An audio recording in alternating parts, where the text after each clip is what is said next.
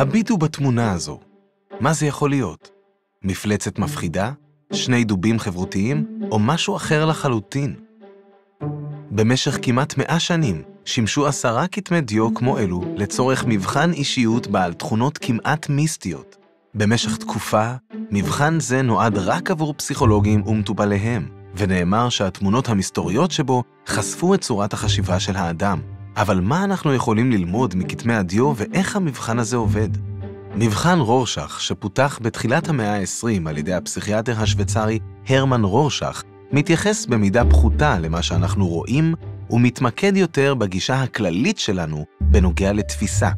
בתור אמן חובב, הרמן הוקסם מהאופן שבו תפיסה חזותית משתנה בין אדם למשנהו. הוא המשיך להתעניין בנושא גם בעת לימודי הרפואה שלו, ושם למד שכל החושים שלנו קשורים באופן הדוק. הוא למד כיצד תהליך התפיסה שלנו לא רק מתעד קלט חושי, אלא גם משנה אותו. ולאחר שהחל לעבוד בבית חולים פסיכיאטרי במזרח שוויץ, הוא החל לפתח סדרה של תמונות מופשטות כדי לקבל תובנות חדשות על תהליך מסתורי זה. בעזרת הציורים של כתמי הדיו, רורשך החל לבדוק מאות נבדקים בריאים וחולים פסיכיאטרים, וביקש מהם לענות על אותה שאלה, כמו מה זה נראה לך? עם זאת, רורשך התמקד פחות במה שהנבדקים ראו, והעניק חשיבות מרכזית לאופן שבו הם ניגשו למשימה. באיזה חלק של התמונה הם התמקדו, ומאיזה חלק הם התעלמו. האם הם ראו תנועה בתמונה? האם הצבע של כמה מהכתמים עזר להם לענות על השאלות, או הסיח את דעתם והציף אותם ברגשות? הוא פיתח שיטה לדירוג תגובות של אנשים, והפחית את הטווח הרחב של הפירושים לכדי מספר פירושים מצומצם.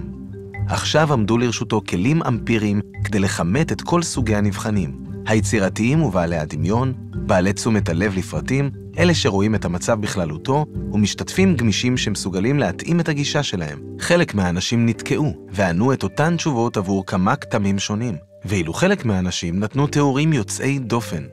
התשובות היו מגוונות ממש כמו כתמי הדיו שהציגו סוגים שונים של בעיות תפיסה, כמה פשוטות יותר לפירוש מאחרות. אבל ניתוח הגישה הכללית של הנבחנים הביא לתובנות לגבי התהליכים הנפשיים שלהם, ולאחר שרורשך בחן עוד ועוד אנשים, הוא החל להבחין בתבניות. נבדקים בריאים עם אותו מבנה אישיות לרוב נקטו גישות דומות מאוד. מטופלים שסבלו מאותן הפרעות נפשיות גם כן פעלו באותה צורה. ובכך ניתן תוקף למבחן בתור כלי אבחון אמין. בעזרת המבחן ניתן היה אפילו להבחן כמה מצבים שקשה מאוד להבחן בשיטות אחרות. ב-1921 רורשך פרסם את שיטת הדירוג שלו יחד עם 10 כתמים שלדעתו סיפקו את התיאור המפורט ביותר של גישות התפיסה של אנשים. במהלך העשורים הבאים, המבחן הפך לנפוץ מאוד במדינות רבות ברחבי העולם. עד שנות ה-60 של המאה ה-20 כבר נעשה בו שימוש למעלה ממיליון פעמים בארצות הברית לבדה. למרבה הצער, פחות משנה לאחר שפרסם את המבחן, הרמן רורשך מת באופן פתאומי. לאחר מותו, המבחן שהוא עמל על פיתוחו בצורה כל כך שיטתית, החל לשמש בכל מיני אופנים ספקולטיביים. חוקרים ערכו את המבחן לפושעי מלחמה נאצים, בתקווה לגלות את השורשים הפסיכולוגיים שעומדים בבסיסו של רצח עם. אנתרופולוגים הראו את התמונות לקהילות מרוחקות בתור מבחן אישיות אוניברסלי. מעסיקים הפלו בעת גיוס עובדים בהתבסס על טבלאות דירוג פשטניות. כשהמבחן יצא מתחומי הרפואה ונכנס לתרבות הפופולרית, המוניטין שלו בין אנשי המקצוע הרפואיים צנח, והשימוש הקליני במבחן הכתמים הלך ופחת. כיום המבחן עדיין שנוי במחלוקת, והרבה אנשים מניחים שהוא לא מהימן.